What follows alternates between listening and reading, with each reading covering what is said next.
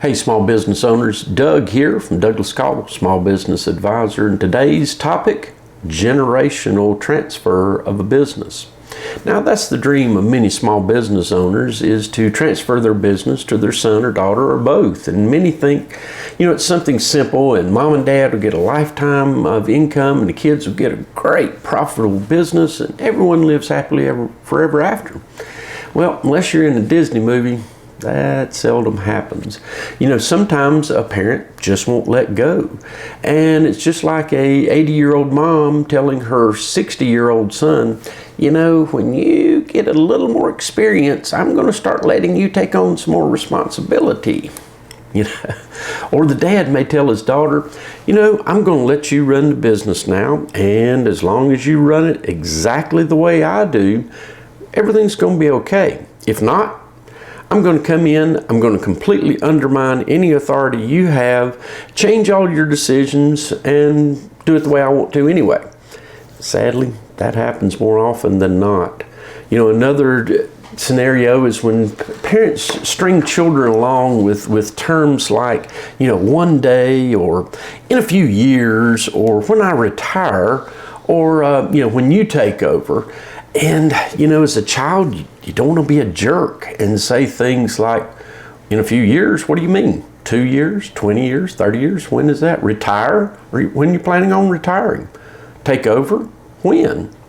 But, sometimes you got to be a jerk and get clarification if they're vague or they just trying to dangle a carrot in front of you to keep you around.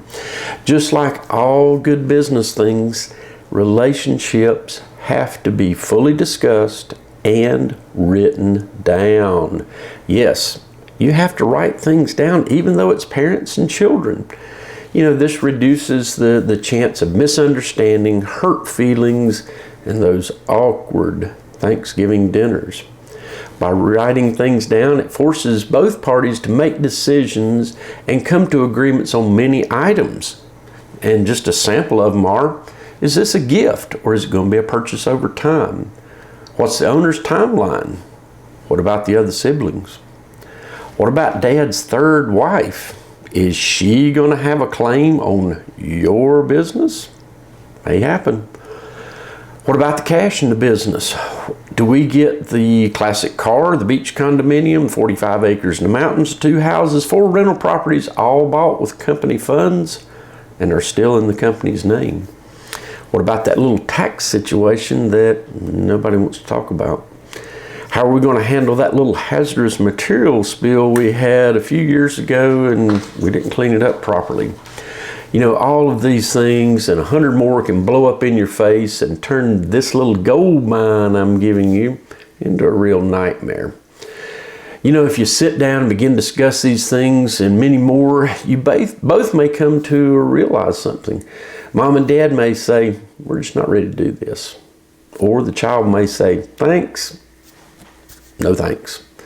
Or hopefully, I'm glad we worked this out together, so let's proceed by calling our CPA and our attorney and let's get things moving. If a generational transfer of a business is done properly, it's a beautiful thing. I'll be glad to sit down and talk with you and give you an unbiased analysis of your plan. Give me a call, send me an email, and we'll schedule a convenient time to meet. If you got some value out of this video, please hit the like button and consider subscribing to our little channel. Remember, work on your business, not in it. Let's go to work. See you soon.